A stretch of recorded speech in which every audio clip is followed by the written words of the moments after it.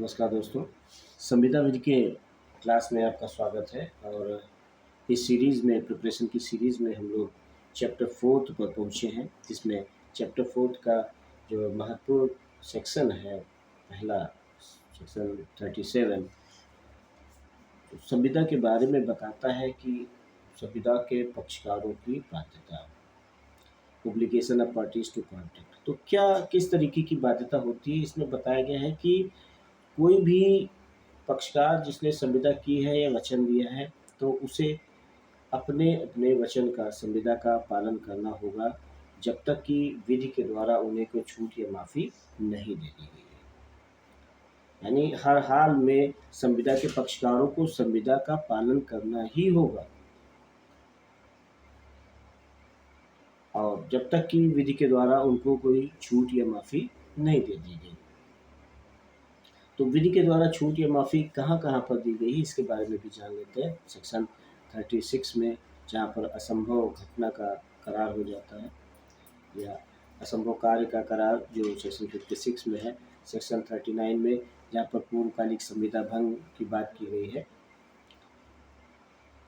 तो यहाँ पर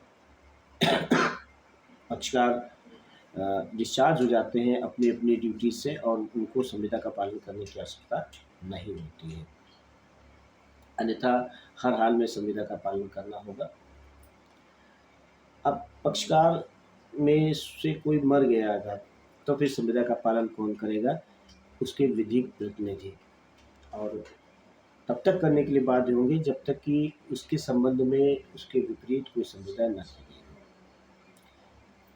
एक बात इसमें आती है जिसका अपवाद है कि सेक्शन 40, जिसमें बताया गया है कि अगर व्यक्तिगत गुणों के साथ कोई संविदा की गई है, तो वहाँ पर वही पक्षकार पालन करने के लिए बाध्य होगा जिसने वो संविदा की है। इसका मतलब है, इसका ऑब्लिगेशन जो है वो उनके लीगल एयर्स पे नहीं आएगा। एक्सियो पर्सनलिस मॉर्सर कंपर्सोना, व्यक्तिगत गुणों के साथ की गई संविदा व्यक्ति के साथ समाप्त हो जाती है। इस अंतर को हम समझ लेते हैं कि एक जनरल संविदा और एक व्यक्तिगत गुणों के साथ की गई संविदा। जनरल संविदा यह है कि दो पक्षकारों ने अगर कोई संपत्ति को विक्रय करने की या क्रय करने की संविदा की है, और उनमें से एक पक्षकार की मृत्यु हो गई है, तो उनके विधिक पक्षकारों, विधिक उत्तराधिकारियों को संविदा का पालन करना होगा। व्यक्तिगत गुणों के साथ की गई संविदा, जहाँ पर कोई संविदा किसी व्यक्ति के साथ उसके व्यक्तिगत गुणों के आधार पर की जाती है, वहाँ पर अगर वो व्यक्ति मर जाता है तो उस संविदा को आगे बढ़ाया नहीं जा सकता। इसका मतलब उसके जो विधिक उत्तराधिकारी हैं वो बाध्य नहीं होंगे। मान लीजिए कोई चित्रकार है, एक पेंटिंग बनाने का संविदा करता है, 1000 रुपये ले लेता है, इस दौरान उसकी मृत्यु हो जाती है, तो फिर संविदा को आगे नहीं बढ़ाया जा सकता, क्योंकि ये ज़रूरी नहीं है कि उस चित्रकार का पुत्र भी चित्रकार हो। इसलिए व्यक्तिगत गुणों के साथ की गई संविदा मृत्यु के साथ समाप्त हो जाती है। सेक्शन 38 में बताया गया है कि पालन की प्रस्तावना प्रतिग्रहित करने से इनकार का प्रभाव क्या होता है। अगर किसी व्यक्ति ने पालन की प्रस्तावना की है और वचनग्रहीता ने इनकार कर दिया है, तो वहाँ पर वचनदाता अपालन के लिए उत्तरदायी नहीं होगा। यानी अगर वो संविदा का पालन नहीं करता है तो वो उत्तरदायी नहीं होगा, और ना ही वो संविदा के अधीन अपने अधिकारों को खोता है। दो बातें हैं। पहली बात तो की गई है कि वो अपालन के लिए उत्तरदायी नहीं होगा, और दूसरी बात ये बताई गई है कि संविदा के अधीन वो अधिकारों को नहीं खोता है। तो अगर उसके कोई अधिकार प्रभावित होते हैं तो वो उसके लिए आगे इनिशिएट कर सकता है लीगल प्रोसीडिंग। तो ऐसी प्रस्तावना के कुछ इंग्रेडिएंट्स भी बताए गए हैं, एलिमेंट्स भी बताए गए हैं कि वो अशर्त रहेगी, यानी बिना शर्त के रहेगी। दूसरा, उसे उचित समय और स्थान पर निर्धारित किया जाएगा, ताकि वचनग्रहीता को ये पता चल सके कि इस प्रस्तावना को पालन करने वाला, पूरा करने वाला वही व्यक्ति है, और वो योग्य और रजामंद है कि नहीं है।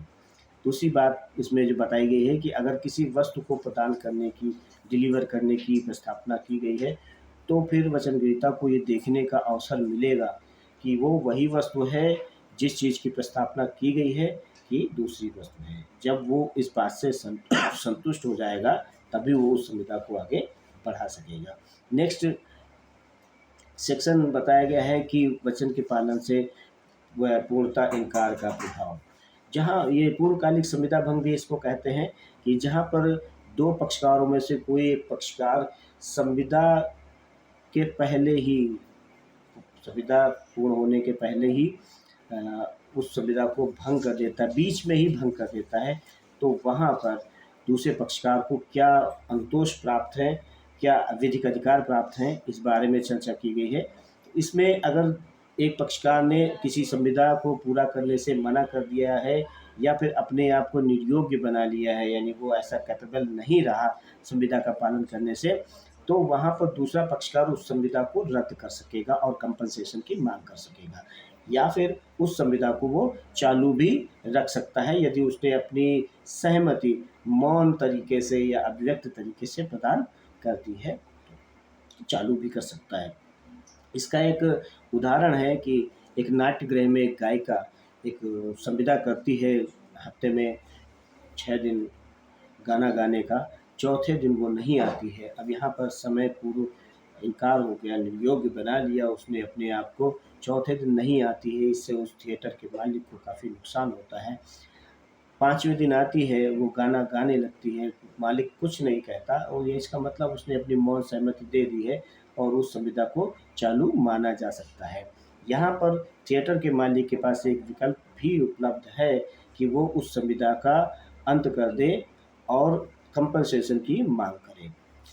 तो अगर वो चालू रखने की अपनी सहमति दे देता है तो संविदा चालू हो जाएगी, अन्यथा वो उसको रद्द भी कर सकता है और कंपनसेशन प्राप्त कर सकता है। कंपनसेशन वो उस स्थिति में भी प्राप्त कर सकता है जहाँ पर वो एक दिन के गाने का नुकसान उसको होता है, क्षति होती है, उससे संबंध में वो कंपनसेशन प्राप्त कर सकता है, भले उसने संविदा को चालू कर दिया हो। तो यहाँ पर हमने देखा सेक्शन 37, 38 और 39। अब नेक्स्ट इसी चैप्टर में जो क्लॉज है कि वचन का पालन किसे करना होगा, उसके बारे में हम लोग आगे चर्चा करेंगे। और आज की क्लास के लिए इतना ही।